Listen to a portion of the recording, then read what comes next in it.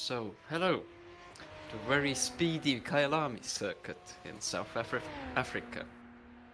I am Kert Rohtjarv, as I was in Zaeuw, and alongside me is not so familiar face in GPVWC, Amir Oates.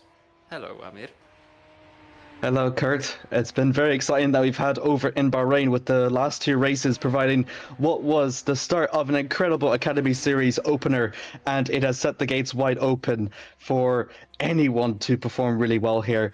It was a similar scenario actually in Bahrain with a lot of chaos and carnage, and we're returning to a rather familiar circuit which has hosted similar kind of events last time round here in Kyalami, and we start here with this qualifying session here. I must say though, Kurt, it's a really, really nice flowing circuit. It's probably one of the best circuits here in the calendar that we have here in the Academy Series. Yeah, I agree totally. It's so flowing, it's so sweet to drive from my experience from last year before I got the chance to get into FS2. So yeah, it's really speedy and flowy track, so you can really enjoy. You don't have to like really stress out. You don't need to like really over push you. You don't need a really good physique to drive it, so you won't get tired of driving it, because yeah, like most of the part of the track is like little straight, so yeah, you can chill quite a lot. Indeed, best overtaking spots here for the Kyalami Soccer are the notorious turn 2 of Crawthorne, and followed by that second section that does have a little bit of medium to high speeds. That's going to produce a bit of dirty air, which makes this qualifying all the more important for race 1. But ever since that, it's the top 15 after that that reverses over for race 2, and it's going to be interesting to see that those in the top 15, which, you know, if you don't finish well but you still finish in 15th, you still have a very good chance of winning in race 2. And because of that dirty air that section 2 produces, there's a possibility that most of them might have also a good chance of winning that race 2. Yeah, race 2 is definitely hectic because top 15, as you said, from race 1 results are swapped over. So yeah, for sure, who won race 1, it will be even harder to win in race 2. So yeah, it will be interesting to follow race 2 more because yeah, race 1 you can already see that who are the most dominant drivers in race 1, as there we drive with qualifying results. So yeah, I would say, from my opinion as a commentator, race 2 will be even more exciting than race 1. Absolutely. It's just been 10 minutes to go left here for this qualifying session here, as everyone is starting to set their lap times now. Terzoli so far has set the provisional lap time, which is 9/10 faster than the person that finished in P2 in race 2 in Bahrain in Ginalia. So that's it's very good for Terzoli. He'll come in with a bit more of bragging rights for the second half of this qualifying session here as the track eventually starts to warm up to its optimal conditions. I must say, it's been a pretty close qualifying here so far in this first half. Well, yeah, in the lower field, yes, but for the fight for P1, it's not really close because the gap is almost a second. So, yeah, gotta say, not impressed really because Terzoli was showing really good skill in Saki as well, just making huge lunges and doing something really brave with his overtakings. So yeah, me and Domenico sometimes were quite in shock to see how big dive bombs he was willing to take, and yeah, you can see that he is really ready to fight. And yeah, like this, like with these results, I think he will be in FS2 in no time, like Kai was last year. Exactly. He finished in P9 and P5 in Sakir. And to start this race, which is 9/10 faster than second, it's going to provide him a good pathway for him to potentially go on to his first Academy Series win this year. And as you said, that seat, all the teams here are going to be eventually taking notice here of this championship here to see who they're going to look for, and surely Terzoli is going to look for that and be in that word to mouth for those kinds of talks. Yeah, for sure. Now in the season beginning, it's for sure it's difficult to find a seat right now because yeah, the season has just begun, and for sure it will take time. Like always, everything takes time. So yeah, let's see.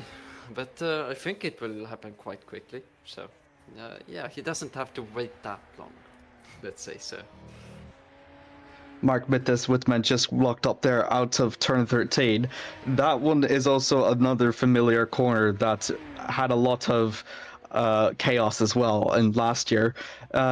It's a very difficult corner, shall we say, because it's a bit off camera coming off of the long corner of turn 12. It's, you know, relatively fast, followed by a very tight braking zone, and yeah, it's unfortunate for Whitman. Unfortunately, sits in P18. Andrea's probably going to go for another improvement. However, it is a little bit off. Not sure if pole position will be in the cards. It's not even an improvement for Andrea, but still in P2. Actually, as soon as I said that, McNaughton has improved and has actually gone faster by within a tenth now. Really good there from Mark. Yeah, for sure. And now we see improvements, of course, because the track is getting better as the time progresses, and for races, the track will be really good. What the drivers would hope for qualifying already, but yeah, everything takes time. But I would say Kyalami has only one really tricky corner, and it's the penultimate corner called Cheetah. And then inside there is a really cheeky inside sausage curve. So yeah, I actually did quite a lot of mistakes when I practiced Kyalami last year.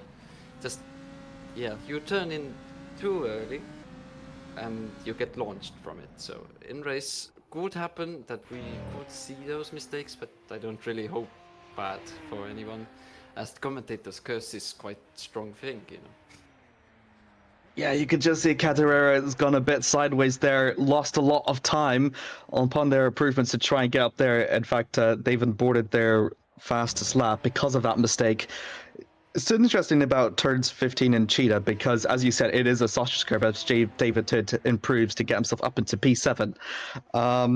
That sausage curve will be a bit of a handful because it's not just about the mistakes, but if you're going wheel to wheel with another driver, there's only so much track room that Kyalami can host. And we've seen a similar situation here in Bahrain last week. There's a possibility that, if you take too much curb, you pay a heavy price. And we actually did see a lot of spins actually go there. Caroline from P19 actually improves to P15, so that's really good there from Harvig, as it's just under 5 minutes to go here in the qualifying session. Yep. And as we can see here, James Andrews, almost losing it, and maybe it was an invalidation, but he doesn't improve thanks to that mistake. Yeah, definitely there are room to make mistakes for sure, and drivers will definitely make some notes for races to not make those mistakes as they do here. So they know how to race like smoothly, consistent, don't make mistakes, can finish on a high like that. Yeah, exactly. That final turn, though, you really need to be patient on the throttle, not to, go too early on it.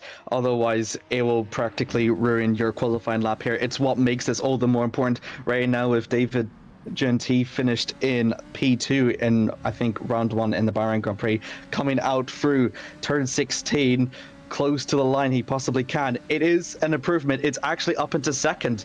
Very good there from the Swiss driver as he gets himself up in for potential podium contention here for race 1.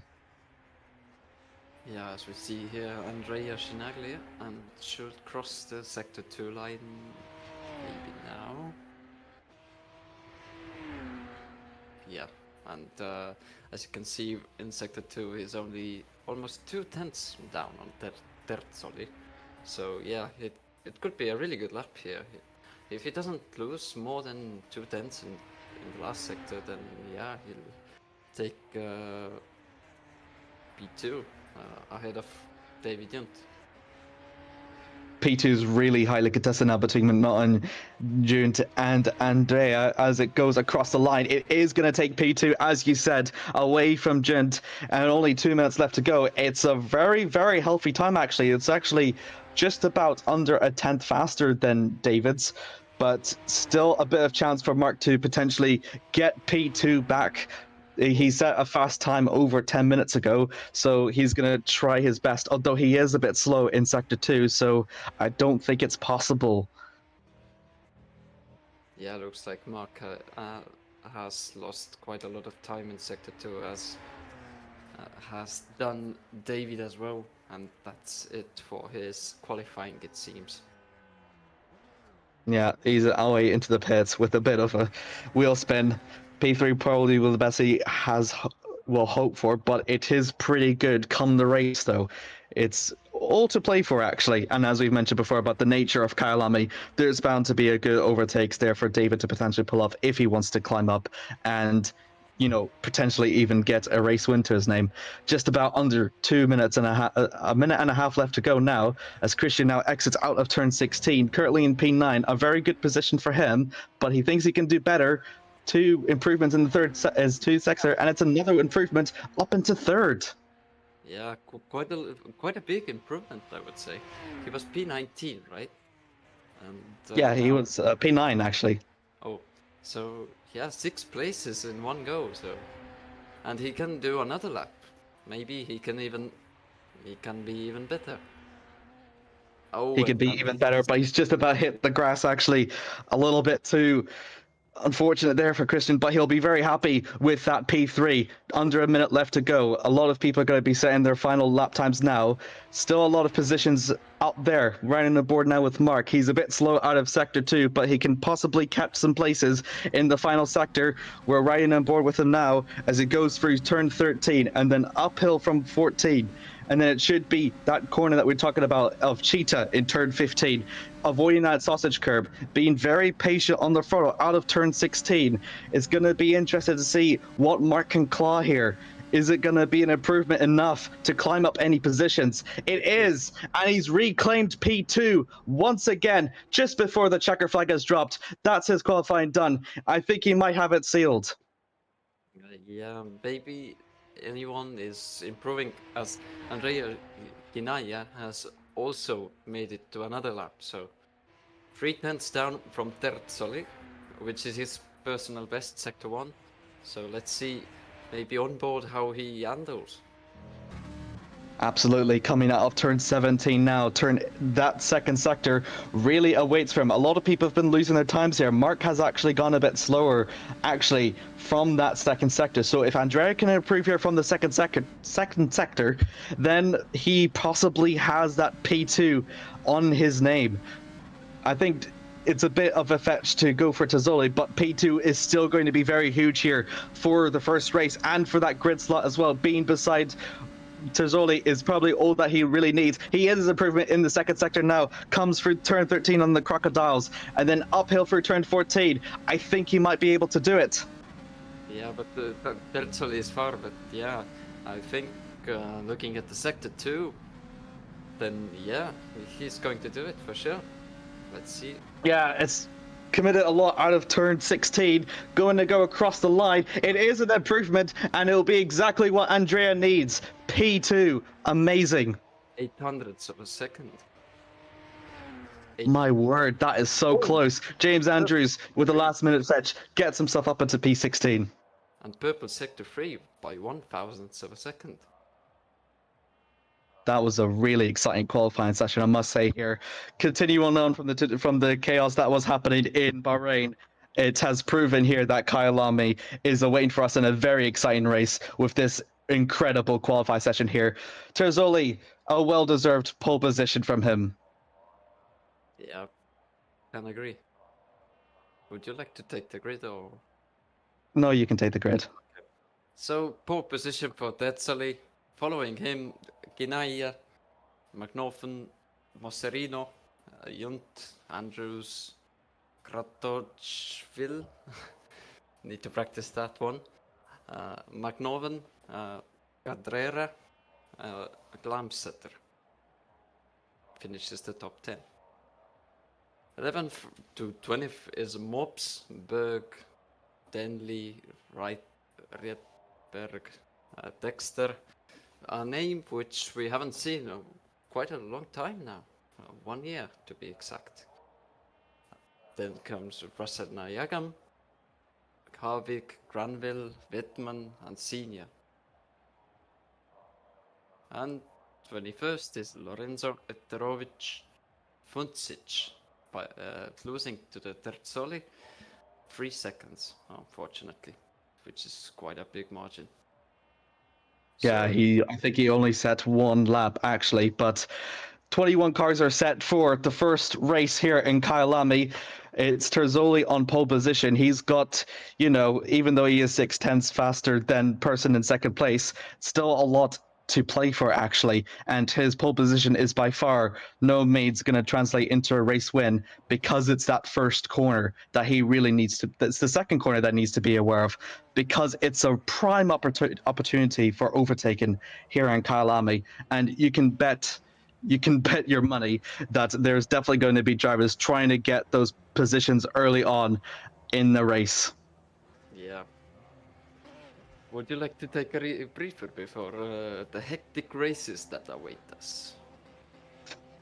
A hectic breather, absolutely. I mean, you know, it's did talk about a lot about Kyalami, and it's such a unique track to say, and having you've said that you've raced it before, that it's a really nice track to flow on.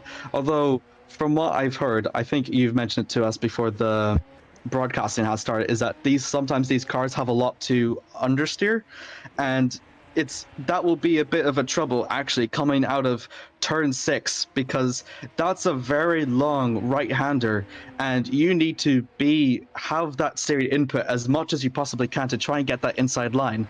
Otherwise, if things go wrong, or if you're side by side with another car down that corner, there's a possibility there will be carnage. Yeah, if you pay close attention to Kinaya's onboard when going onto the Leo Cup, then how much steering input he used? Did you see? Basically 180 degrees of steering angle to get the car steering enough to make the corner. So yeah. Understeer is this year, I think, a big issue for these drivers. So they need to, let's see how they handle the understeer. Basically, here race winners are decided by who can handle the understeer best. So yeah, let's see. Nothing is for sure. Absolutely. Also, given the nature of Kyalami, it probably will also determine about who can keep their nose clean amidst all the racing attrition that will await us as well. But it's also like trying to avoid, being involved in traffic so much, because that slipstream will be very effective coming out between turn 16 and turn 2. So if you pull away a lot faster in the early stages of the race, you pretty much have your position more or less sealed. But it's just if they do catch up from that first section, then all the other corners that await are just such dirty air that it automatically makes your car a lot slower. And apart from turn 11 to 12 and maybe 13, you're not really going to get that slipstream back. Yeah. Easy to make a mistake, and easily you can make a gap between you and the car in front. And as you were talking about the understeer, here we see Jerry Kratovchvil struggling as the cars are understeering themselves, and when you are in the slipstream, you're getting given more understeer, so that's not the thing you'd really want. No, absolutely not. But you can just see how much steering input you need through turn 6 to keep that on track. And then as soon as you ease off the steering, then you need to worry about turn 7 as well. So it's like the drivers are sort of preoccupied with handling that turn 6, and then immediately they're thrown in with the braking zone down to turn 7. Another interesting thing in compared to Bahrain that we've had last time round, Kyalami, despite being a all-purpose track, they're really close to the racing walls. So there's not much. So if you make a mistake coming out for the curbs, the walls are so close to the racing surface. It's almost like Montreal-esque, in my opinion, that if you make a mistake, you're almost in risk of damaging your car. Yeah, I totally agree on that thought that Kyalami is quite close to Montreal, as you said. The walls are quite close to the racing lines or curbs. So yeah, basically one little mistake and you're in the wall, which could get you a bit anxious for the races. So you get the feeling get the mindset that, oh, I don't need to crash, I need to be quick also. And then that's what the anxiousness makes people make mistakes. From my experience as well, just anxiousness is the thing that makes people do mistakes. So yeah, if you got it all under control, then you don't need to be anxious as well. You just need to drive your own race, as they say, in Estonia at least. And just don't think about others. Just think about your race. You don't need to worry about others, because If you put enough pressure on them, then they'll just make a mistake and easily you can gain some positions. Yeah, absolutely. I mean, it's all about, about drivers being a bit anxious because of the walls are so close to the track, but it also favors the brave though. It favors the risk takers that, dare to do it differently and like dare to make those opportunities for them to make it happen and gain those positions. That's why Kyalami is really special in compared to all the other tracks in the Academy series that we're currently hosting, because it is effectively a purpose-built track with a street circuit formula into its name. It is great too in the FIA, and partially because of that is the walls that are close to the track itself. But it's just such a nice track. It's really beautiful, and honestly, Kurt, I am really excited for the race ahead of us. So am I. As yeah, Kyalami is quite quick, but you can't overtake in many places. So yeah, need here, but they don't need to make pit stops, but still on the overtaking they need to make some kind of strategies how to overtake cars, because you don't have a lot of chances to overtake here, do you? No, absolutely not. And there's only so much overtaking opportunities that you will get in just 16 laps as well. It's not the thing about this series is that it's always more or less been like a sprint race for both times, and it part of the reason why there is such a nature among these drivers to take as much risk as possible is because it's only just in a short amount of time. 16 laps in this circuit is not a lot, and yeah, it just explains why a lot of these drivers, especially in Bahrain last time around we were here, was very risk taking, and a lot of people were making such eager moves here, and in Kyalami, it's more or less going to be the same. Yeah. Just about under 3 minutes left to go here in the warm-up. Tozzoli once again sets another fast time for his warm-up, although this time it is about 3/10 this time compared to the person currently in third place for the race, and Andreas. So very, very interesting, I must say. Tozzoli still has not lost his race pace as, oh my god, he's spun off and that almost hits the wall, but Andrea has kept it safe. I think it was just accelerating on the curb that caused him to spin. Yeah, it, it happens for sure. No doubt in that. Yeah, curbs are dangerous basically on every track. We're not talking about how they are on the wet, of course, because on the wet they are very dangerous, so keep away from them. But yeah, in the dry as well, they are not the safest things, as they make the car wait. They make the car lose control more easily than just on the tarmac. So yeah, if you take too much curb, you'll spin for sure. But if you stand at the tarmac, you'll be slow as well. So yeah, you need to make a decision most of the time on track. Absolutely.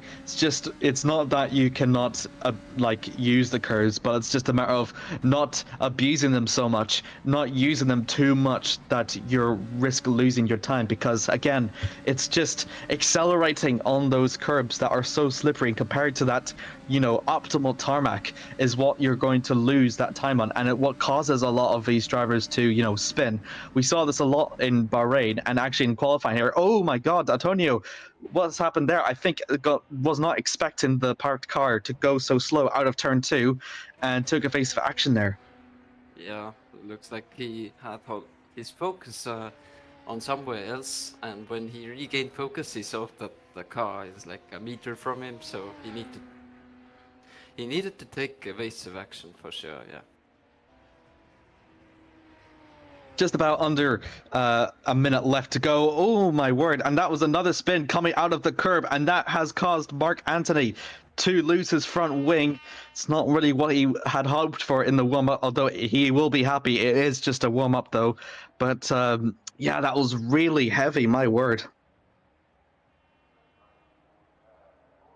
I think that will be warm-up almost done, just under 10 seconds left to go. Slowly approaching out to the race, Kurt, I must say, given that all what we've seen here from the qualifying and the warm up, who do you have a tip to win the first race? Yeah. I don't know who will win the race. Race one, because you never know in the academy what could happen, as it's so unpredictable. Well, FS2 last year was more predictable, I would say, but yeah, so unpredictable as well on the same time. So yeah, I can't really curse anyone, and I really don't know who is going to win this race. I have no predictions. Let's say, as in Bahrain, you just when the half of the race is over, and then you can make predictions already. So from lap one, you can't tell anything, as yeah, they could make a mistake, they could crash, they could do whatever. So yeah, let's see.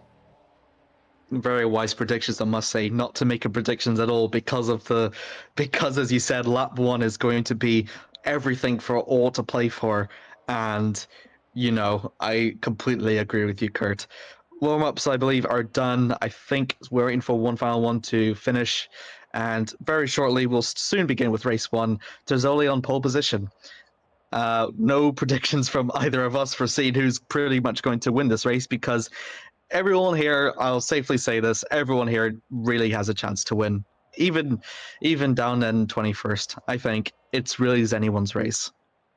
Yeah, about 21st, I have some doubts, but yeah, as you said, anyone can win this race, of course. You can't exclude anyone because you never know what could happen. The joys of the Academy series, everyone. Absolutely exciting. Well, it's a new experience for you as also. Welcome to Academy. I'm shaking. I'm shaking in excitement for what this race is going to stand for us because even if Tazzoli runs away with the race win, you've got P2 between, Chelina and McNaughton and Monero and Junt as well. People that traded for P2 in the later stages of qualifying, you can expect them to have amidst their own, battle if Tazzoli somehow pulls away. But all of them have got more or less talents to pull Terzoli in and make that a battle for P1.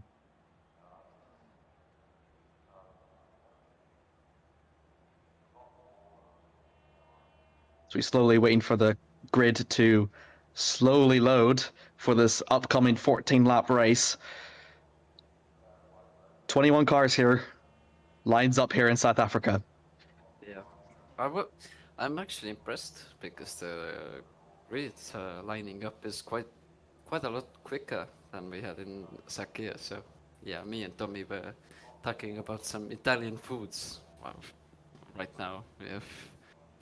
When we were waiting until the grid finally lined up. So yeah, we had a blast in Sakia, I would say. I think part of the reason why this formation lap is so quick is because everyone here is teleported. As now we're slowly getting now to an actual formation lap now here. Slowly going through the grid order once again. Would you like to go through the drivers? Yeah, sure. So row 1 is Detzole and Ginaya. Oh, we are already going. Second row is McNaughton and Mosserino. Third row is Junt and Andrews. Fourth row, Rohtjarv. Did I nail it? Maybe. And McNaughton again, Adrian this time. Fifth row, maybe. I don't know. I've lost count already. Is Antonio Cadrera and Clamp setup. Sixth row, Mobs and Berg. Seventh row, Denley and Riedberg.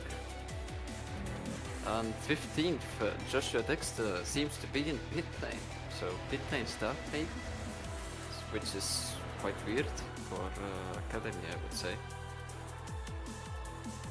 Anyways, Rasanayagam is 16th, and 9th row is Harvey Granville, 10th row Wittmann and Senior, and 21st is Lorenzo Etrovic Funcic. Yeah, nailed that one. So yeah, quite interesting grid, I would say. But yeah, already raised question marks about Dexter. What has happened?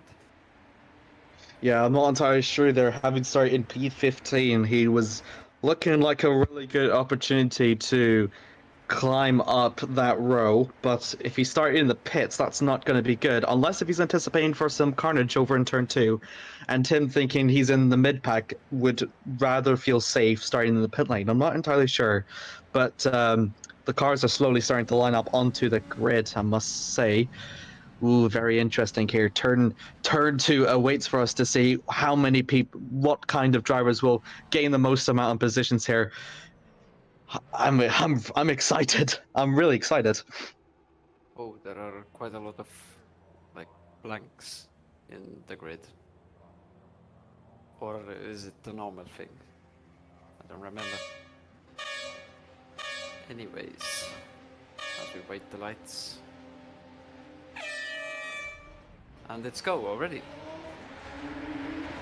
Tertzeli gets a decent start, and Moserino is in Tertzeli's slipstream and gets a really nice opportunity, as for the battle for the P2 are going 3 wide for a moment, and Ginaya seems to be staying in P2. Yep, actually, really good positions there from there. Everyone's been fairly relatively clean though so far. Montanero gets a bit of a tail slapper with David Jin, I think. I think that was in the battle for P5, and Jin has gone all the way back down. Might actually lose P6 now to James Andrews now. Going through that turn 6 though, he's going to use the inside line now, but he's actually lost a bit of that momentum because Jin has had that outside line. Jin regains 5th position. He goes a little bit wide though, onto the curb, still going side by side, and James Andrews will retake 5th back. Oh, and a little bit of hit on the wheel. David Jin has gone a little bit back, and Kratasheville will try to get P6 off from Jin, though. Really exciting there. It was very on the edge, I must say, but well done there from Andrews, getting themselves up into P5 in lap 1. Yeah, lap 1 is always hectic, I would say, and Dexter already starting from pit lane is already gained 2 places, as David Jump now goes to take P5 back from James Andrews and succeeds with ease. That was really smooth there from him. Now we go to Cheetah. Let's hope nobody makes mistakes and sends it into the wall too hard. Coming out of turn 16 now, everyone's going to start completing lap 1 here out of 14 here for race 1. David Jint still up into 5th, reclaimed that 5th position away from Andrews. Keep an eye out there as the attention draws to back now. It's between Glamster, Mobs, and Berg. This is for P9 here, as Glamster tries to go for the outside now through turns 2 on Mobs. It's big going side by side through 3 and then 4. And they think Glamster does not have that inside line, but he's still trying to hold on to it. He does successfully hold it, but only just. His option now is to try and hold it to the straight, though. He might actually lose 12th, though, as we go through turn 6. It's really close here. You could just see the amount of understeer these cars are suffering from, as I think towards the back, that was Cadera going inside of Whitman. I think he has claimed 12th away from him. Oh, we got Summer going off. That was Mobs. Mobs has gone off. He's touched the curb and he's dropped down a lot of positions. Down to Press 15. There's someone that's spun in the back. I think that's Funich. No, that's Mark Anthony, I think. Yeah, it's Vincic. It is Vincic. Yeah. That's really unfortunate. Having started in P21, he climbed up a lot of places, but unfortunately for him, it's gone a bit wide. Well, at least he's not lost as Alfie Denley has pitted for some reason. We're going to interested to see it might be damage. His attention now draws the back. Oh my, that someone hit the grass. Oh, and it's a collision. It's calamity and collision there with Funich, and he got off worse of it, having needed to reverse and drop down to P20. He did really well to recover, but unfortunately with that collision, it's effectively ruined his position gains. Yeah. So we're gonna see how the stewards will think about later on in the end of that race. But yeah, unfortunate there for Lorenzo. And Academy really stewards don't do anything here, so yeah, but Fair enough. then definitely look it up for sure. Nothing doesn't be between the eyes. They won't miss it. Absolutely. Antonio Cadera, who was over in P12, has climbed up all the way up into P10 after a series of overtakes and luck from mobs going a bit wide. But actually, it has lost a bit of positions early on. Must say, though, Berg has been the biggest of the gainers with actually gained 3 positions to be in P9. Really good position, actually, there from Berg. Only just in 3 laps, 3 positions gained. The highest position gain in this race is actually Wittmann, Mark Matthias Wittmann, 7 places in 3 laps. That's quite amazing, I would say. Yes, thank you for correcting me. I didn't realize Woodman had made 7 places. And the Christian Materino is a P3 already, so Mark Van Noven has lost 2 places for some reason. So as Delta leads now by 3 seconds, then McNaughton makes a mistake in cheetah, as I feared. Yeah, it's that sausage curb that really unstabilizes the car now. Riding on board with James Andrews now. This is in the position for potentially P4 for him, as he's going to now look for the outside line. This might make it 3 wide for turn 2 if he does. Oh, that's a bit on the edge for Andrews and for McNaughton. McNaughton might lose 2 positions coming out of turn 2. It's now for turn 3. Still slightly on the nose. I think Andrews may continue. No, he's still a bit in it. Oh, and that was really close. That was really, really close. McNaughton very on the edge defending there for him. Still holds P3 for Andrews. Yeah, well, really hectic fights here, and it's still 4th lap. Wow. Let's see. Maybe we'll lose our voices and at the end of this race. And in race 2 we have voices, so nobody will commentate. We're gonna sound really weird after these interviews, I must say, in the very end of it. We're on board with Yuri now, trying to have a look in for a move on Andrews. But he's also got to worry about McNaughton, the other McNaughton brother, having to defend from him. It's now going through that second sector now. And it's that long corner, and then it's followed by that very tight hairpin, which is a very optimal overtaking spot now. On Antonio now, making a dive bomb into the tight braking zone. I think it might be clean if he possibly can. He does fend off a bit from it. Ooh, it's a bit of a sway for him to go through Cheetah and then down turn 16 that awaits for him. So we've got a yellow in sector 3. I think I wonder who might that be. I think that might be potentially. Yeah, I think it might be Granville that I think has went off. But Yeah, Antonio that was getting himself up at the 9th though. He went a bit wide, I think, so nice job keeping it out of the wall. Oh, Yuri and Andrews inside for turn 2. That was really risky, but he's about to do it. Andrews is still hoping to keep this alive through the sector. And my word, he's managed to claim 6th place away from Andrews. Great overtake. Really great. But now going into sunset, still Andrews has a chance, but doesn't go for it. As we have a yellow in sector 2 now. Oh, when someone has won, and it's Carnage, it's David and McNaughton. Oh, that's a shame. Yeah, Jon was doing so well, and now seems like he has some suspension damage and the front wing is gone. Junt was a podium contender here for this race. Wonder what has happened to him. It's that understeer that happens, and he came off worst of it, and then I think he's. Wonder what happened. Started oversteering suddenly. Oh wow! McNaughton also lost it on his own as well. Yeah, that's weird. Like there's oil on the track or something. It's that understeer thing. Look, you can just see him struggle. Same place. And then and then has to take evasive action then afterwards, and luckily he didn't lose much damage for him, so he rejoins back in P9. So it's unfortunate that different injury has retired as well at the same time. Oh yeah, that's big. That's actually huge. Rohtjarv wasn't in that sunset accident, so maybe we can see it from replay what has happened to him as well. Maybe. Oh, just see a bit of the back there. That Reitberg gets himself up into still holding on to 12. I think Mobs and Dexter have a little bit of collisions amongst them. Look at Dexter though, up into P14, having started in the pit lane. He probably did a really good move, maybe trying to avoid that action though, as he waits and looks the battle between Reitberg and Mobs. I think Mobs is about to hold it in through turn 6, clean as you like, up into P11 for him, P12 for him. Good there from Mobs. Really good. Yeah, Dexter is doing a magnificent job as well. As you said, from pit lane start, and he's already P14, so reverse grid, he will be P2 for now. Yeah, that's actually a very good point, I must say.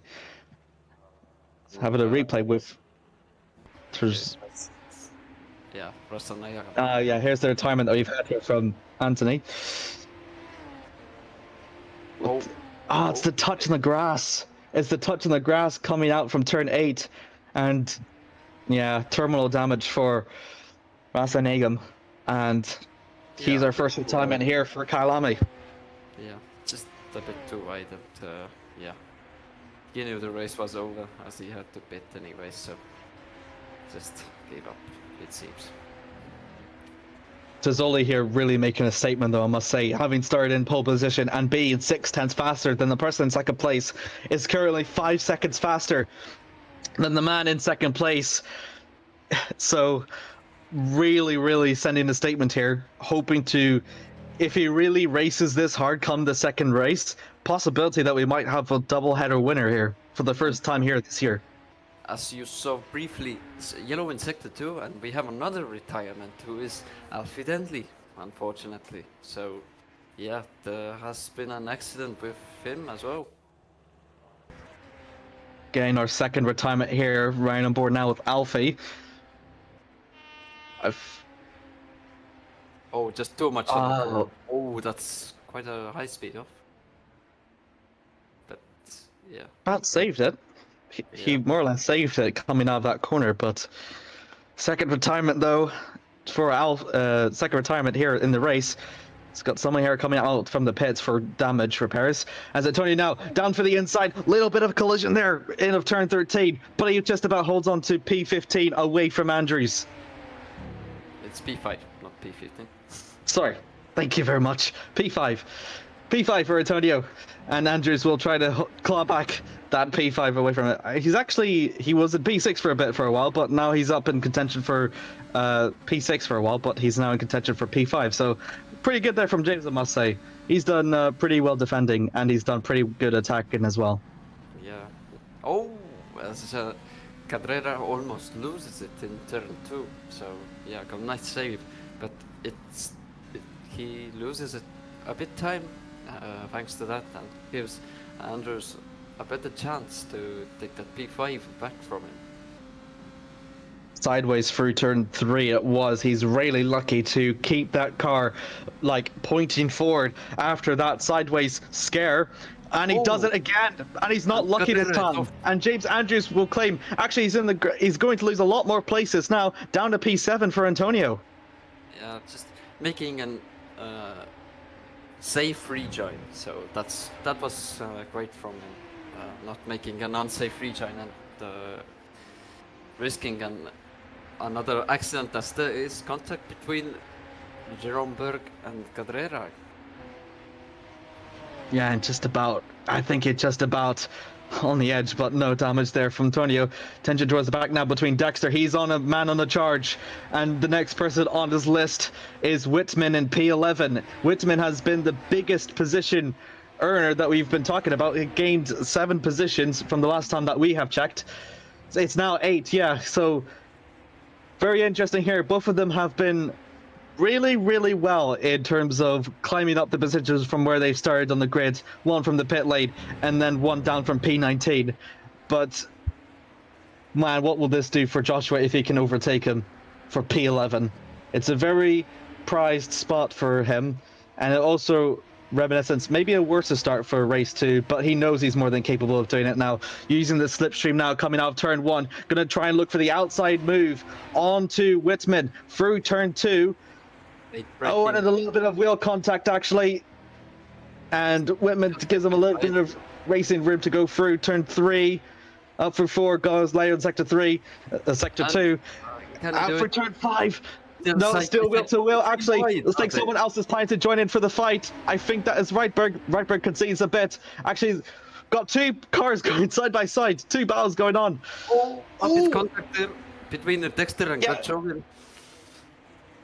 That inside line through turn 6 is not optimal whatsoever. Seen have to see Dexter concede and also Katovin. But Reitberg goes off. Reitberg saves it. He does save it. He actually saved it.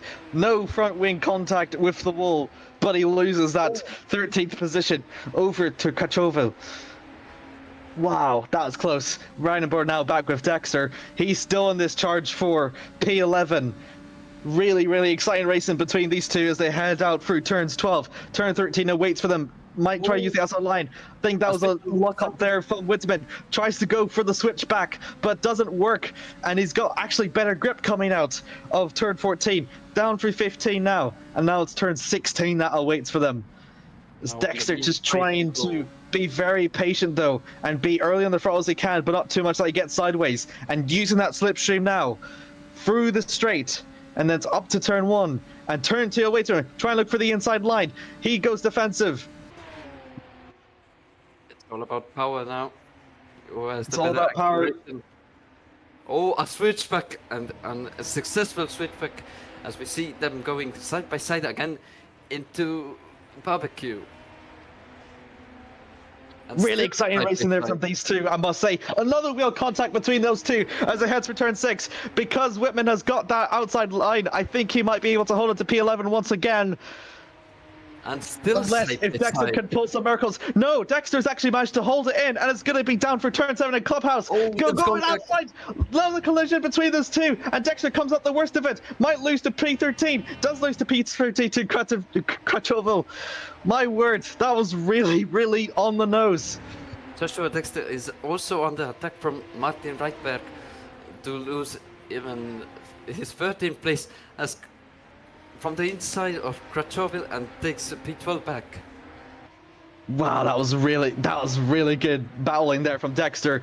Tried to claw back that position that he lost because he was so engrossed in fighting with Whitman. Although actually, it's going to try and go for round 2, but he gets defensive coming out from turn 13 in the Crocodiles. Joshua just about hands off P12 away from Krachovil. Really exciting racing here in the mid-pack. Yeah. And it's only race 1, so still 4 laps to go. And looks like Whitman made a mistake, so Dexter gets another chance, going on the inside line again. Round 3 here for them. Let's go for turn 1. Dexter's hoping to make a move onto Whitman and make it stick. Gets off a little bit better, little bit side by side, a little bit of wheel contact, but to no avail from Dexter. He's not deterred. He really wants that P11 and he wants it in any way he possibly can.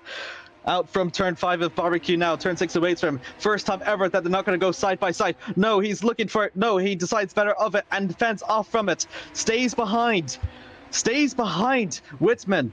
And now waits for turn 7 into Clubhouse.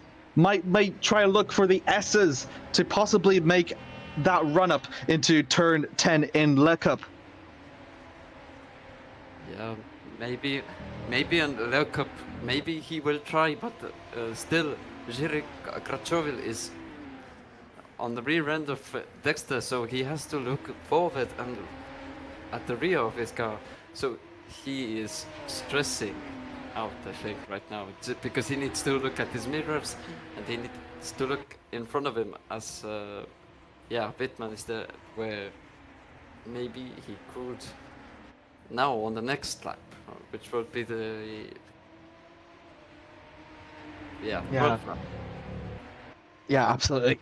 Interesting thing though, that actually Dexter's only 0.005 of a second faster in the previous lap than Whitman was. It just shows you how equally matched these drivers are on skill, because they've climbed up the field so much, and now the only thing that separates P11 away from them is those two together, as Dexter's now going to go for his 4th attempt now onto turn 2, and he's hoping for this time to make it work. He's got a bit of advantage than he has before, but Whitman tries to nose better of it. No, this time he concedes, and Dexter for the first time gets himself up into P11. He might be able to fend it off for this lap though, but he now has to defend for Whitman. Whitman now goes on the attack now, heading for turn 6. Side by side through sunset. But it's this time Dexter that has the outside line though, and he'll be able to defend it successfully from Whitman. And it's P11 now for Joshua. Oh, and Whitman gives himself a bit onto the grass. And Krachovil is through. And tries to defend a bit for Krachovil. And now Rydberg also joins the battle with Krachovil. Did you see the defending there for Krachovil? Just about fended off Rydberg. Really there, squeezed them off a bit on the racing line, had no choice but to slow down and to keep worried about the car. What exciting racing, I must say. Yeah, Zakir wasn't this exciting, I would say so, yeah. Really nice fighting we see here. Really good driving standards from everyone. Yeah, absolutely. See a bit there from, I think it was Krachovil had a bit of a lock-up. It's the second time that he's actually locked up in this lap. Well, first time in turn 7, I believe, in Clubhouse. His tires a bit struggling because of those constant lock-ups. Tension draws to the front now for P3 between McNaughton and Moreno. What's Moreno? Oh, we got someone off. Who was that? Maybe Vincic? I think that was someone that's gone off. I think that's either, yeah, probably Finch. Oh, Andrews. Lorenzo. Andrews is also falling. Oh yeah, that's... Yeah, Andrews has fallen. We got another yellow in sector 2 as well. Actually, Andrews has dropped a lot of places now. And they're still falling. Just gonna have a look. Yeah, very interesting to see. Looking now for James Andrews. This is coming out of turn 6, and now it follows to turn 7 Clubhouse. What's happened here? Oh no, that's just... It's Finchich surprised him. He was surprised by Lorenzo going slow out of that racing surface. Yeah, he saves it. He does save it, but he somehow rejoins a bit safely, but he's on the racing line coming out of turn 7, and Andrews was not expecting it. Yes, he is on the curb. Yeah, really. And as soon as Andrews realizes it, he takes evasive action, but it's too much and loses that front wing. Yeah, basically. And yeah, Lorenzo. In Formula 1 at 2020 Barcelona. Oh, and Vintage again. That's Vintage off as well, losing his front wing. I think that's on the barriers. You could just see in the back there with the front wing. I think he's maybe trying to go into the pits. He does go into the pits now to try and get that front wing change on the final lap. Also, Mark Matthias Lorenzo at the same time, suddenly B16. Oh yeah, what happened to Whitman? Very much chaos at the final lap of this race. Yeah, because he was doing so well. Oh, he lost his front wing too. Okay, let's see. It was the race's biggest gainers, and it's fortunate for him, very unfortunate for him, that his race has come to almost end like this. Yeah, I think he's frustrated because yeah. Kyalami is not really the best track in the world to host at, as Terzoli is soon eventually going to go ahead and cross the line in what is surely a dominant Kyalami race. He already has.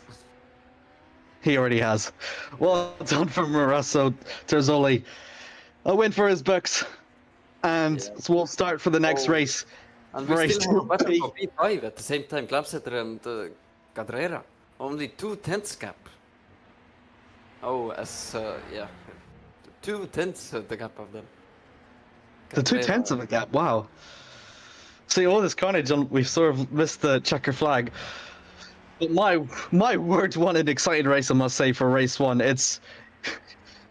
The chaos did not really happen until the end of the race, but 11 seconds though. Terzoli has got a lot to climb though, starting in P15. Do you think he'll be able to replicate that same success that we've seen here in race 1?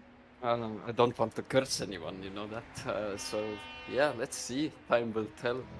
That's all I'm going to say for now. Absolutely. Absolutely incredible here, with Terzoli up in first, and then followed by Kalina ever in second, and Christian Massano in third. Mark Manon up in fourth, and then Glabster finishes up the top 5. Cadarera in P6, followed by Jerome Burke over in 7th. Ollie Bobs did really good to come back from his mistakes, up in 8th. Andrew McNunn, the second of the McNuns, over in P9 with Jerry Quattrovo. Rounds off for the top 10. Up into P11, it's Martin Weitberg for 11th, followed by Adrian Senior in 12th. Joshua Dexter, unfortunately for him, finishes down in P13, followed by Caroline Harvig in 14th. David Jidd will start next race as the pole sitter in P15, followed by Whitman. Fortunate for him to miss out on that opportunity with the front wing down in P16. James Andrews also suffers from a front wing loss down in P17, followed by Lorenzo. Kind of a short day for him over in 17th. David Granville in 18th, followed by Alfie Denley in 20th.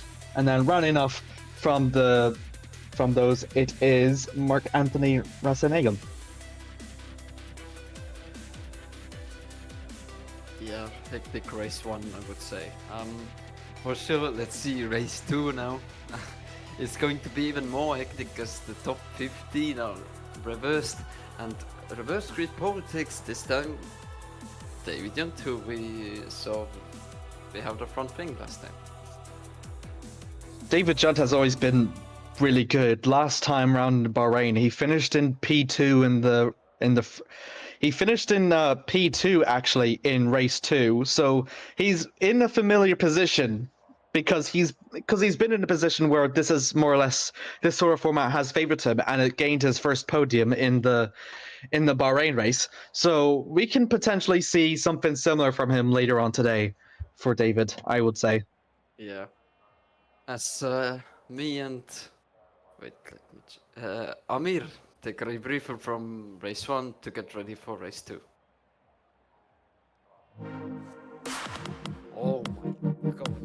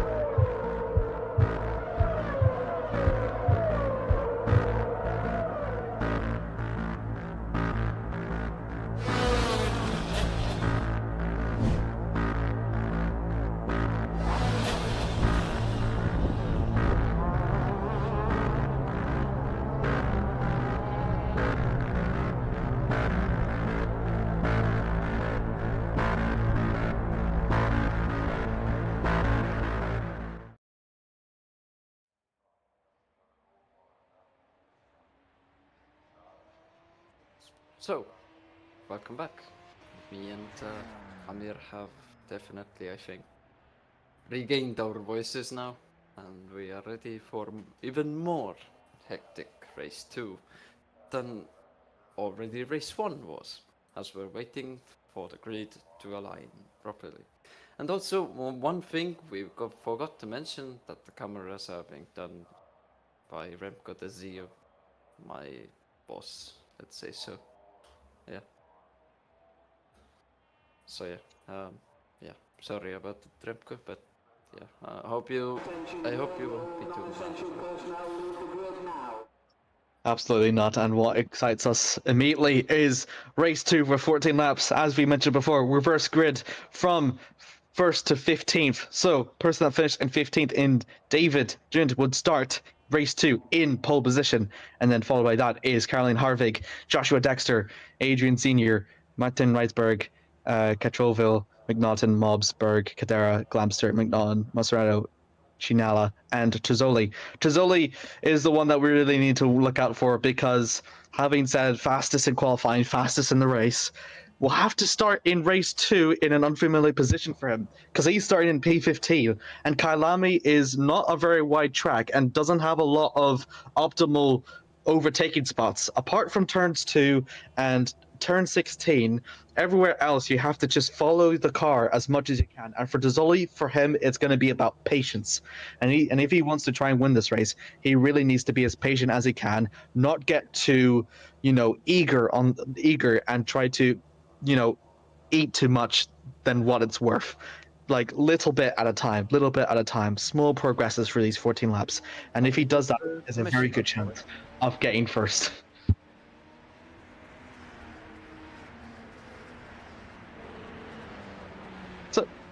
So I say, would you like to? Do you think you have any predictions here for how this race will go on ahead, Kert? Would you say? Yeah, no predictions as race 1, because now race 2 is even more unpredictable than race 1 was. Of course, race 1 was won by the Solid, which was quite logic. So, yeah, let's see. Time will tell, and time will tell its story about this race. Exactly. Starting row will have David Junt and Carly Harvig. David Junt starting in P15 and then Harvig in P14 for the previous race afterwards, followed by Joshua Dexter and Senior in row 2, Reitberg and Catroville in row 3, followed by Adrian McNaughton and Ollie Mobbs in row 4. Jerome Berg and Antonio Cadera will finish off row 5, and then followed by that is Christian Glamster and Mark McNaughton in row 6. Christian Monsero and Andrea Chania, my bad, in row 7, and then it's the pole sitter and the race winner for race 1 in Torzoli. Keep it out for him in P15, and then Mark Matthias Witzman. That will complete row 8. Lorenzo Itrovic, Finich, and David Granville for row 9. James Andrews and Alfie Denley in row 10, and the sole person in row 11, Mark Anthony Rasanagam. 21 cars. Last time around here in race 1 is going to be 21 same drivers once again for race 2 here in Kyalami. Everything here to play for. A lot of these drivers here to show that they're capable of potentially maybe winning their first podiums here this year. A lot of them hoping to keep in their podium streaks alive. And a lot of them, especially for Tozzoli, might have a chip on his shoulder to try and get the first ever double-header race win. He's more than capable of getting the talents to it. He's set the fastest lap times. He's set the pace in the race. But can he do it in race 2? All our eyes are going to be on him as we wait for the cars to line up. Actually, I don't want to curse him, but Joshua Dexter, really solid job from race 1, getting a reverse grid rule into P3. So, yeah. Let's see. He was quite quick in race 1, so let's see what he can do here. As we again don't see the lights, so we can't tell when is the start. But when cars start moving, then we can tell. Joshua Dexter last year won in Kyalami. It's underway now here, and Dexter gets a massively good start. And James Andrews has already retired, unfortunately. But Joshua takes the lead, and into turn 2 we go. And Joshua Very takes clean move. Actually, very close there between Harvick and Dunt. Dunt goes about the inside, a little bit of caution there in sector 1. It's Colin Harvick from the pole, just about fence off from Dunt to Dunt down to second. Got a bit of spin out on the back. Gonna be a collision. Lots of carnage. You actually got someone's front wing has lost, and that's got Trilvo's dropped all the way down to 18th. Oh, and someone's really lost their front wing, and that means that person will have to go to the pits. We're gonna have to look on a replay on that. And David Junt now going against Caroline Harvick. Can he make the move into Clubhouse? Not Clubhouse, SS. Yeah, SS. Sorry. And Adrian Senior now passed Caroline Harvick, or did he? I don't know entirely sure actually, but my word, there is so much going around here. Look at Terzoli gained 5 places in just half a track. And now, really keep an eye on him, because he's going to be on the man in the mission to try and get into P1. Tension draws the front between Adrian and Harvick. I think that's for the P3 that they're going to try and hope to get. Slowly just climbing back there, and you can just see in the back also needs to worry about Adrian McNaughton as well to not lose it there. A bit of lock up there from Harvick, and that leaves the door a bit open now to go a bit side by side out of turn 16. But he's going to use the slipstream now of Adrian. So Adrian's going to use the slipstream now of Harvick now, and turn 2 is going to wait for him. It's going to be the first ever overtake opportunity in lap 2 for these drivers. We're going to see what awaits them. Oh, my word, and it's really wide there from Harvick. Drops a lot of places, down to P6, I believe. Yeah, as we have a sector 3 yellow flag, and we have another retirement, Jerome Berg, as we have 2 retirements with 2 laps already. Yeah, you can see there in the front between Harvick and Mobs. Oh my god, Mobs and I think that was Mobs and Harvick just having a bit of collision there as we ride on board with Terzoli. Yeah, you can just see 2 of the green cars going side by side. Terzoli's going to have a look for his word. And he just about pulls off in the last minute. Thinks better of it, not to make any overtakes right now. But look at him, up into P8 though, in just 2 laps. Wow, look at Denley as well. Denley has also gone 10 positions as well. He's actually the biggest gainer of them all. It's now down to 8 because he's lost 2 positions. But really good there from Denley, I must say. Did you see that Soli's steering input now through a Zeeuw Cup? He was steering full up to get the car steering. It's that understeer that all these drivers have been talking about, and it's all the premise in here in the Kyalami. Wow, 3 wide coming out of turn 13. Oh, and someone's got, and that's a collision. That's a collision between Whitman and Rohtjarv. And 3 wide again into the last corner. Okay, this is... Andrea just about concedes actually lap 3 out of 14. Terzoli's got himself up into 5th. In just 3 laps, he's gained 10 places. And oh my god, it's going 3 wide actually through turn 2. And I think Mobs just about hold off. Yeah, actually, Mobs and Terzoli are going wheel to wheel, coming through turn 5 of Barbecue now, going a bit wheel to wheel. In the background, you can just see Mobs and Harvick. It's going to go wheel to wheel. Both of these drivers are going to head through turn 6 now, and Terzoli gets the better of it. Wow, look at that. He's gained a lot from that optimal line in turn 6. Mario has gone up to P5. Really good from him. Yeah, as Joshua Dexter and David Junt at the same time, as we have so much action here in race 2 of fighting for P1.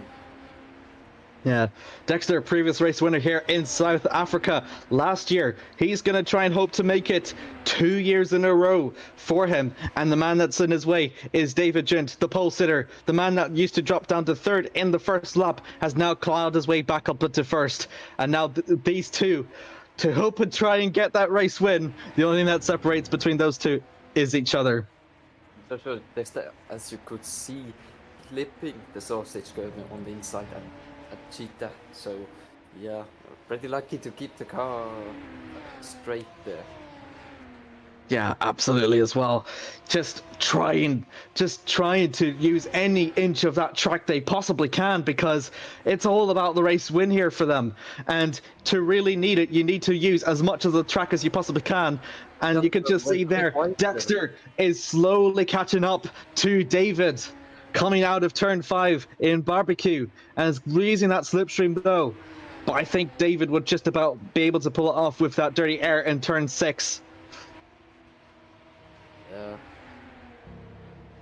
Just Dexter doesn't need to do a mistake here, as he has a gap between him, but he still makes a mistake, unfortunately, and lets a big gap now between him and David Yent. As behind we have Adrian Senior, McNorman, Mark McNorman, and they all go wide.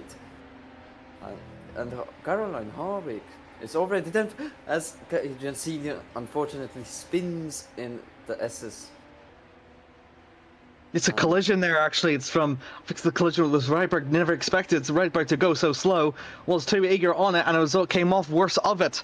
Coming out of turn, I think that was 9, I believe. So fortunately from Adrian, dropping down all the way down to 15th. Very sad there from Adrian, I must say.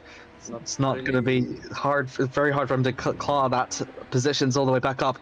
Attention now draws back towards Trozzoli now as he tries to look for a move on McNaughton. This is going to be for P4 in already lap 5 out of 14. We're nearly a third of the way through, and we've already seen so much carnage already in the early stages of this race, and there's still 2/3 of the race left to go. Yeah, as we haven't seen also the 2 retirements, but because we have so much action going on, as we have another retirement, as we were talking about retirements. It's Antonio Cadrera. Oh wow, that's our 3rd retirement so far, and just the 5th lap. Absolute crashes and carnages going around here, I must say, as riding the board now with Trozzoli. Look at that steering input coming out from turn 6. It's just trying to preserve a little bit of the tires, not going full steering lock, because he's trying to save it up, because he knows it's a long game for him for 10 laps, that he needs to, preserve those tires and just drag it out as much as he possibly can. And you can just see, look at McNaughton, he's gone a little bit wayward out of turn 8, I believe, and now it's coming through turn 10 and 11 for these two. I think McNaughton gets a little bit of a better exit compared to Trozzoli, but Trozzoli will definitely have that slipstream though, and he will slowly rope his way back in through the 3rd sector. He just needs to keep the pressure on McNaughton, and hopefully he'll take his chances into that 2nd corner. Yeah, you can see he's gone a bit sideways, and that will allow for Trozzoli to still rope him back in even more. Down through turn 15 they go through Cheetah, and then it's turn 16. He's still just trying to apply that pressure as much as he can. Look at that, using much of the curb as he possibly can. And now it's going to be that slipstream effect that will favor Trozzoli. And now he's going to hope to try and make his moves. He's going to try his luck through turn 2, hopefully. Yeah, he is. He is definitely going to make a commitment as you want. Trozzoli makes it in, takes the inside curb into turn 2, up into P4. It's his 11th gain position. Denley's also gained 14 positions. My word. Yeah, as you could see, Adrian actually lifted off, so he didn't want any trouble.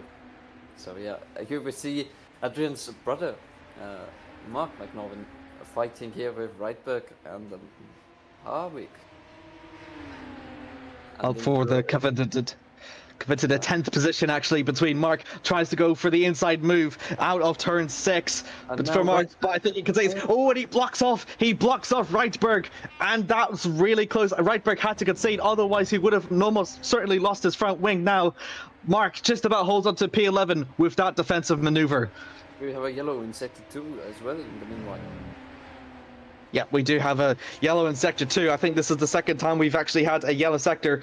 I believe, not 2nd time, I think it's the 5th time by now at this point, as we're going to have a try and look for a replays to see what has happened here. We're riding on board with Antonio Cadrera. Yeah. Oh, just too much curb. Yeah, lost it where David and Adrian. Yeah, in race 1. Yeah. It's just the nature of that corner, and because it is so understeery, it's really hard to combat it. So we see with David Granville, this is coming out from turn 6, I believe, as well. Yeah, it is. He just takes too much curb. He just takes too much curb, and then he spins off. Yeah, but as we remember from race 1, Adrian and David actually didn't take that much curb, but just lost it. This is Jerome Berg. This is coming out. Yeah. Yeah. Looks like he has. Things coming out of turn 9. Oh my word! Did you see that in the? Oh, yeah, that's Dexter. What? Wow. Oh, wait, it wasn't Dexter because Berg retired quite early on. This is the replay for Dexter. Actually, spun off on. Wow, spurred off on turn 5, and that's heartbreaking for him. Yeah, he gave up. The previous race winner here last year round comes into Kyalami with a retirement. He's not going to get that race win that he coveted for. He was P2, wasn't he? Well, he was the overall best performer according to the website. So. Yeah. But in this race, I mean, was he second? No, he wasn't. I don't think he was P2. He was a P13 last one. Yeah, he was running P2. He was running P2 in this race, yeah, but he was running P2 in this race. Another yellow sector too, actually, but oh boy, this is actually so tense now. A lot of carnage happening on. Terzoli, though, is only 6 seconds behind David Jint and Glamster as well. Denley, though, up into 5th. The biggest ever position gainer, and he's still on a charge. And Adrian is going to be another person onto his name. Could be looking on a potential podium for him. Then he seems to be pushing as hell right now, and yeah, for sure that Zoli is going to give him a hard time. But from podium, yeah, he's not too far, I would say.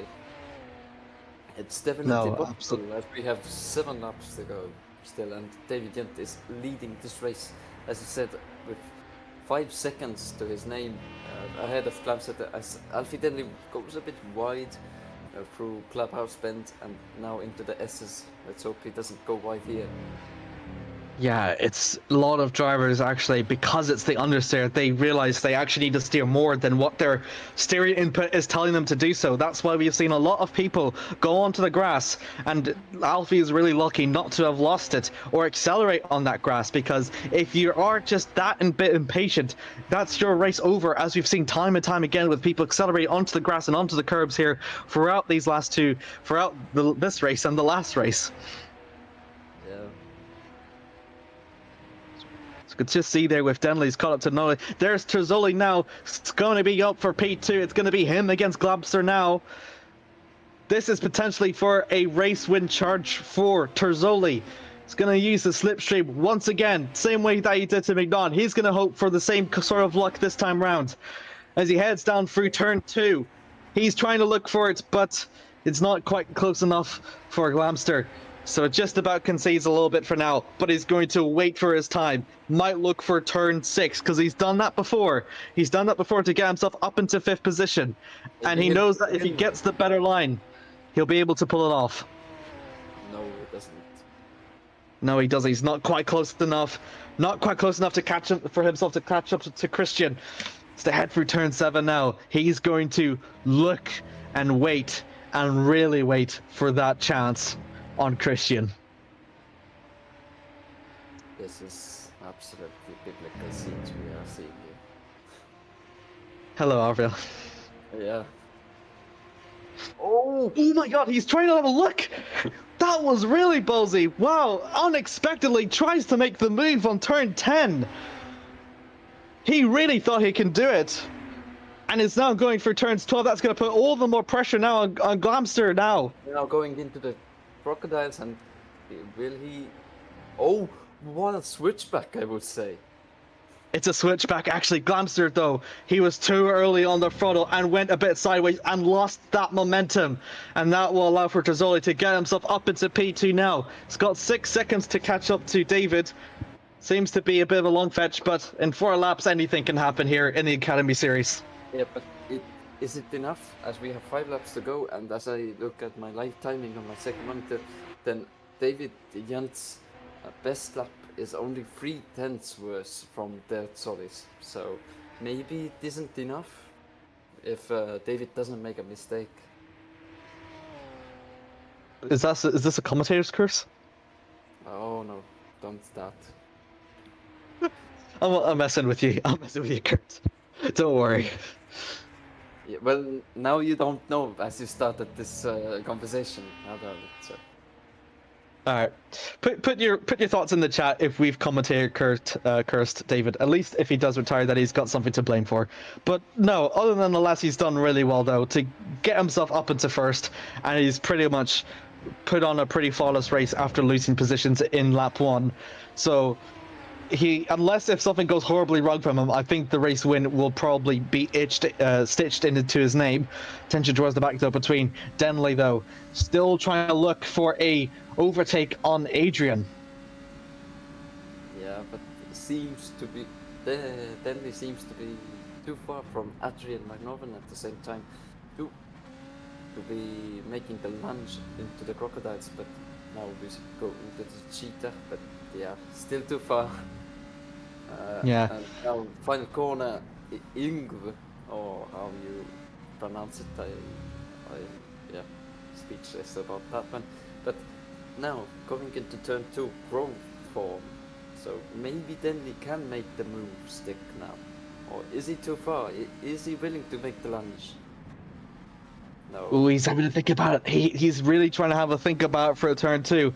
It might be another sort of pressure trying to get to him through turn 3 and turn 4 they go, and that's slowly coming up through turn 5.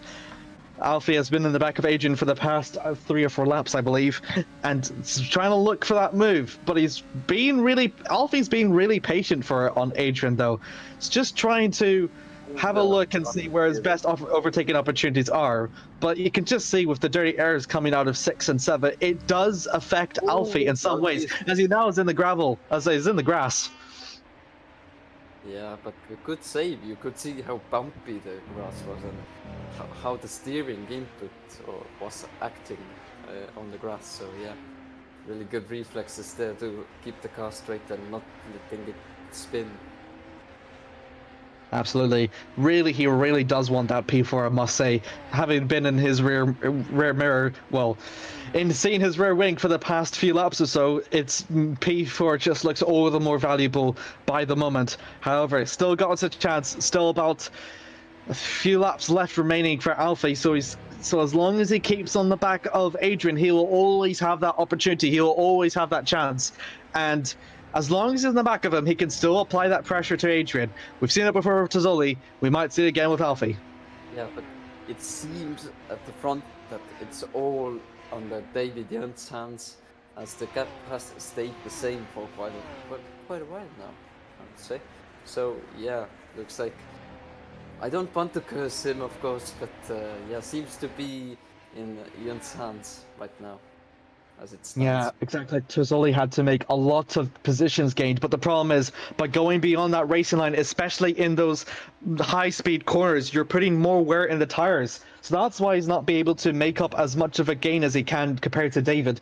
Whereas David has only fought just 2 cars compared to Tozzoli's 14, and it shows that effect on the tire wear. So this is why that even though Tozzoli is about a 10th faster than Junt has pretty much got this win in his hands, and he just needs to bring it home in these remaining 2 laps. Yeah, 5 seconds is the gap for now, as the light timing between them has crashed a bit. But yeah, I think the gap might be under 5 seconds, as we see here. At the meanwhile, Adrian McNovin catching Clamsetter, and Adrian is only 9/10 of a second from Christian Clamsetter, and Alfie Denley in the meanwhile is 6/10 from McNovin at the same time. As we see here, Matthias Wittmann fighting with Caroline Harvick and Adrian Senior at the same time. Very much action. Yeah, the biggest gainer actually from race 1. So unfortunate there, and oh my god, that's a spin actually from Adrian Senior. Very lucky not to have collected Whitman. And that's also someone else has gone off as well. Was it Granville? Yeah. Yeah, it's Granville. Wow, that is big. Oh, That is really big news. That yeah. was 2 cars actually going off in the same sector in just about the second to final lap. So the guy who is driving behind Witten is actually P15 Jiri Kratochvil, yeah. Have a look on board here, riding aboard with David Granville. This is coming out from turn 5. Oh, so, Oh my, it's a tank slapper. It's a really big tank slapper for him. Good save though. It is a great save. And yeah, let's see. Here has happened something as well. Maybe the rear tires have gave way already. Yeah, that's possible. Yeah. It's just he accelerated too much on the curb. Oh my, that's a very evasive action there. You can see there Or Martin on the Ritter. back. Yeah, Almost hit Granville.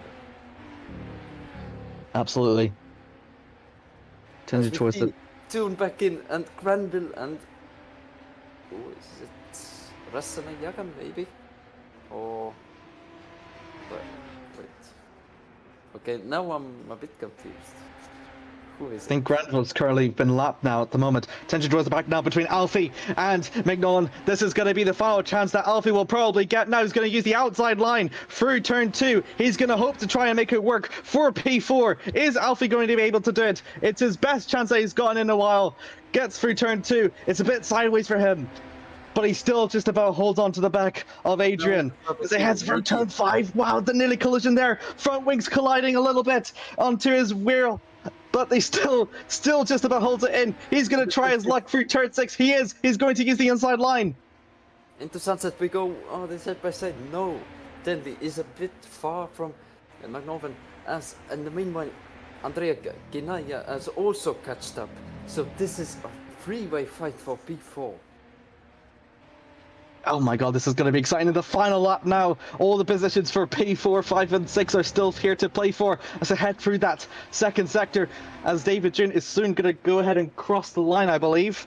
Oh, and he's trying to look at this. I moved no veil. And sector 1 we have a yellow flag. Yeah, that's another unfortunate yellow flag, I think.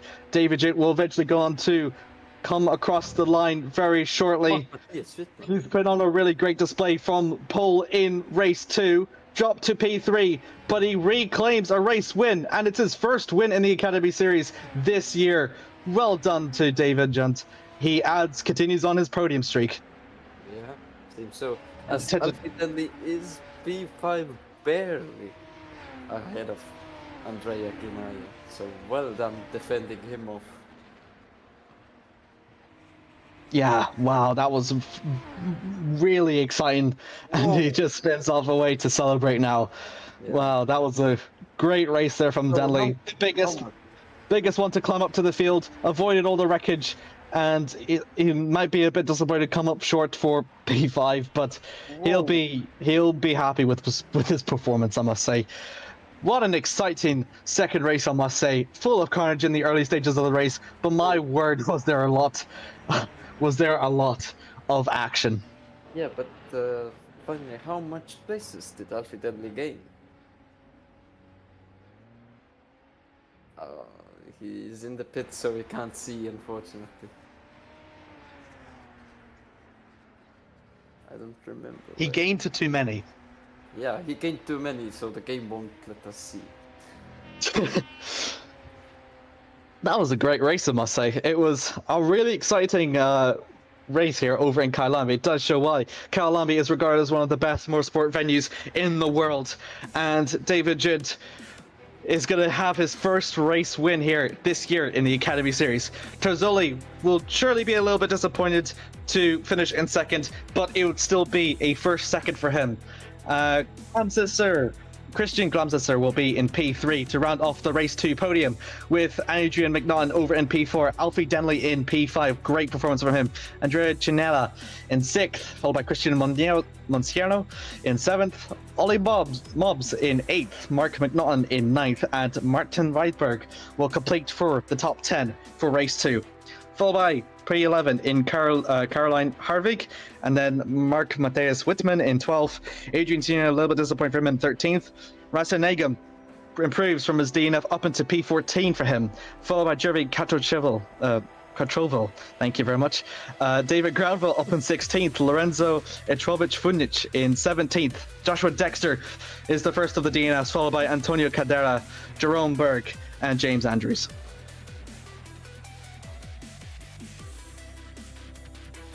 My word, that was a blimey superb race, I must say. It was, first race had all of that, hyper attention, very close on the edge, but more or less clean. And then the second race, all hell broke loose in just those first 5 laps. Yeah. Absolutely remarkable, I must say. Yeah, wow. And I wasn't tired. For sure, it's getting late for me as well, so when we get done with the interviews, I will get a nice stream for sure. As the next round will be Australian Grand Prix at Melbourne, which will be, I would say, same quick as Kyalami is. So yeah, for sure going to see even more aggressive fights and more side-by-side action there. Albert Park will host the first ever Academy Series street circuit. So those in the grid that are street specialists will be very happy to hear that Albert Park awaits for them next week. Well, not next week, over in the 10th of March, in about 2 weeks' time for the series. Yeah, as we had 2 interviews now, and 2 people are waiting for now. Indeed. Who should be pick first? I'll let you pick. No, you go ahead. All right, fine. We'll do Lorenzo first. Okay.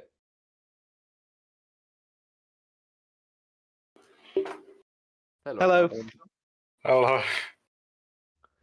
So Lorenzo, not the best results, I would say, unfortunately. But tell us about your races. How did you handle the understeer? How did you have to fight the car most of the time of the races? So give us a little summary of what happened. Well, I can summarize both races in one word, and that would be miserable. The first race was going fairly well until Mark Anthony went off a bit wide. I talked with him a bit later because we're fairly close friends. He had damage, so he understeered off and had a bit of a bad rejoin, to put it in more PG-friendly words.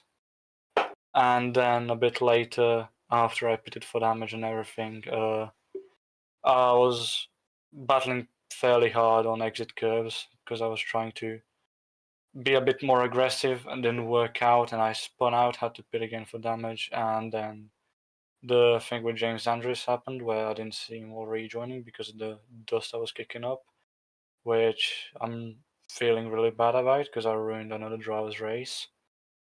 But yeah, still got P17 out of it, and then in race 2, in that thing in turn 2 or 3, depends if you count the kink as a turn.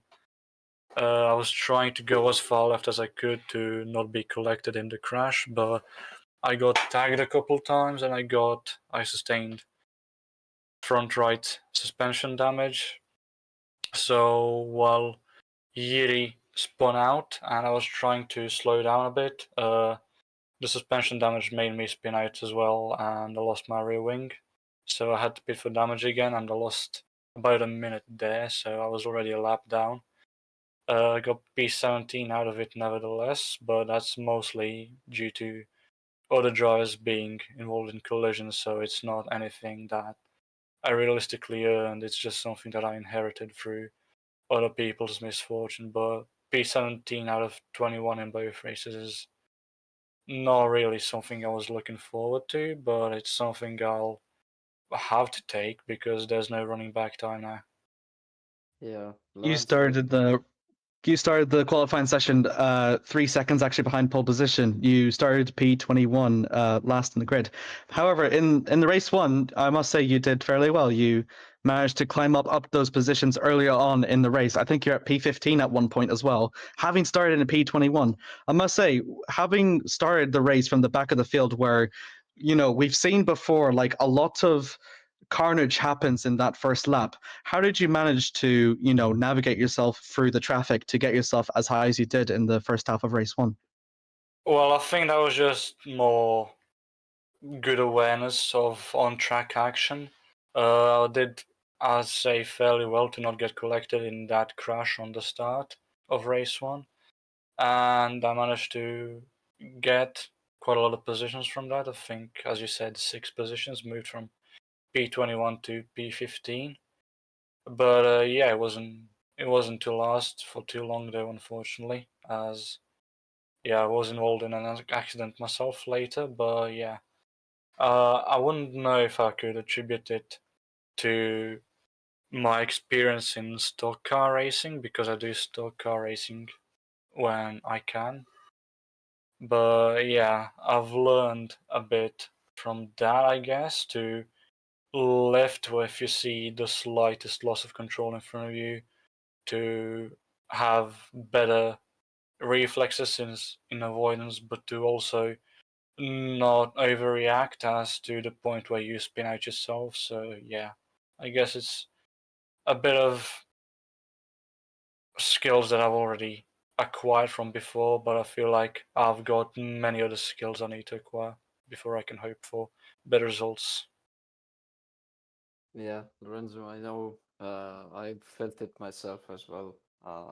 There are always miserable days, but we can't keep living in the past. You need to think brightly for the future. So, yeah, your time will come. I know that. Well, hopefully it does. I'm not sure when the next academy round I will be attending is, because my schedule is pretty tight with school and with football, because I play for my local team. So I got lucky today because we had 3 matches in the last 5 days, so we got today free of training. So I was able to attend today, but it really depends on when I have training or not next time. If I will attend, it might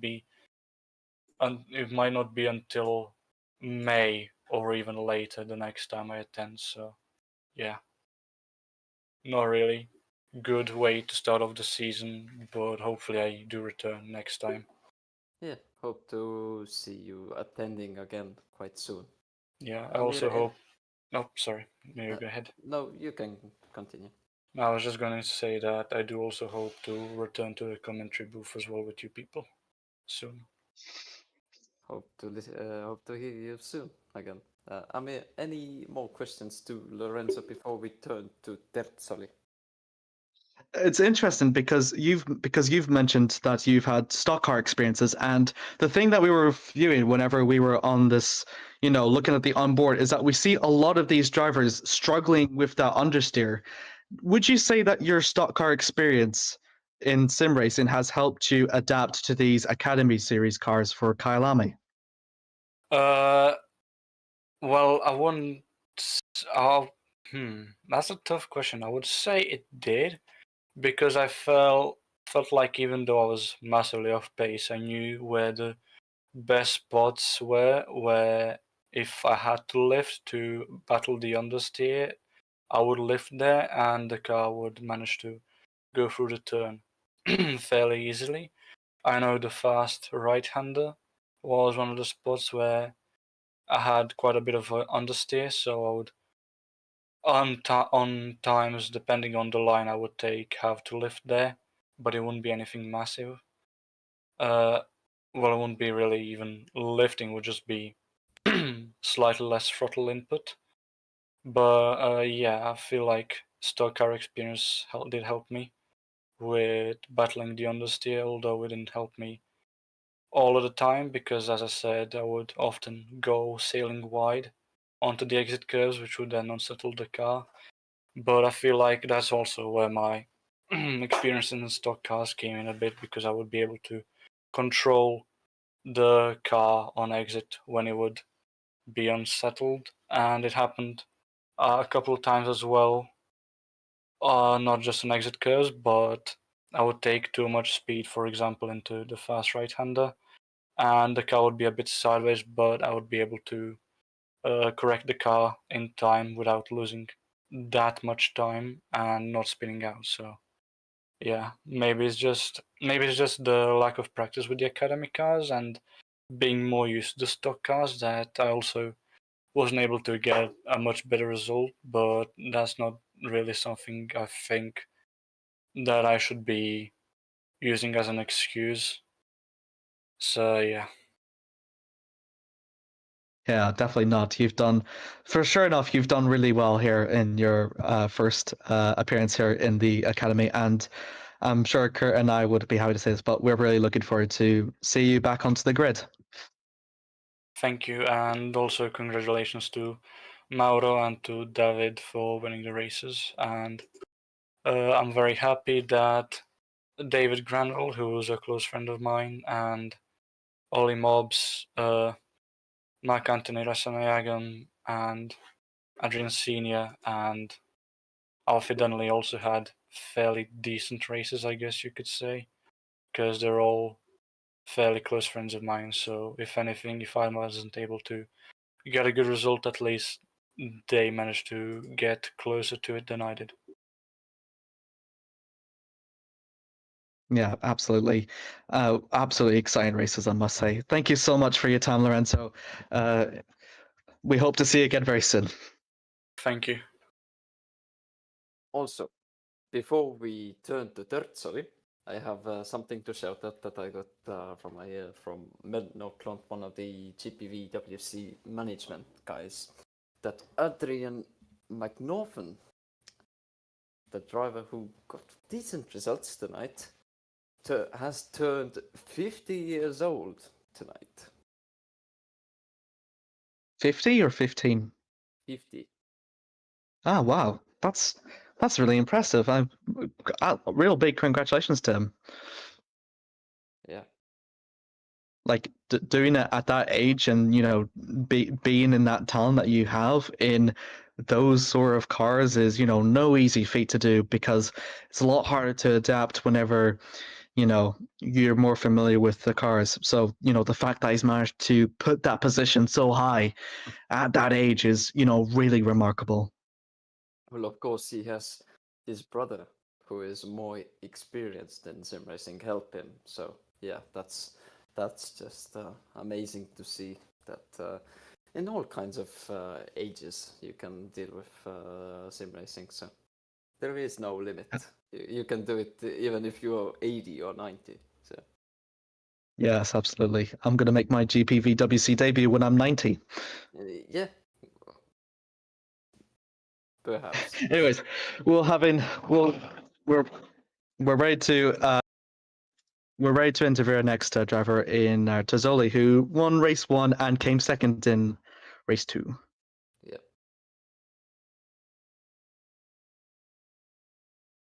Hello. Hello.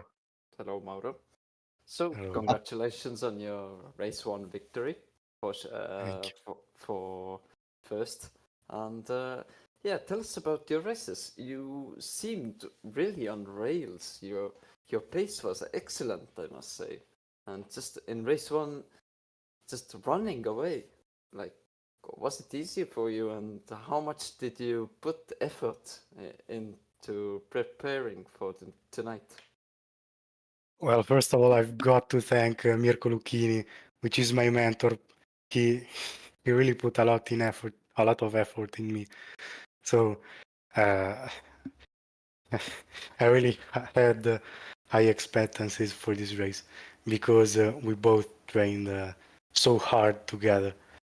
Well, as I said, I trained really hard. I also had a flu, but I still put some laps on, because we were strong. I had a good team supporting me. Also, Andrea, we had some fights during the practice, so I was so well prepared. I really Sorry, it's my very first victory, so I'm quite still feeling the rush. But yeah, I think I've put a lot of effort and it paid off really well. It's your first, so a win for your first win actually this year for the Academy Series. 11 seconds though, that was, you were 6/10 faster than everyone else in qualifying, and you proceeded to win race 1 by 11 seconds. I'm curious though, coming into race 2, the grid was reversed and you're down in P15. Did you think that you would be able to, potentially be yourself in contention for race 2 win? Yes, I sure was. But I've got to admit I've still got a lot of work to do on overtakes. I often got emotioned and made quite a few mistakes. Of course, I tried to be as clean as I could, but I've still got to put a lot of laps more to improve my overtaking. Whereas talking about my pace, it's all due to the hours and hours I put on this circuit, which I really like also. I enjoyed it so much, Kyalami. Yeah, thing that we've had a lot of discussion about between me and Kert was how Kyalami was just such a nice flowing circuit.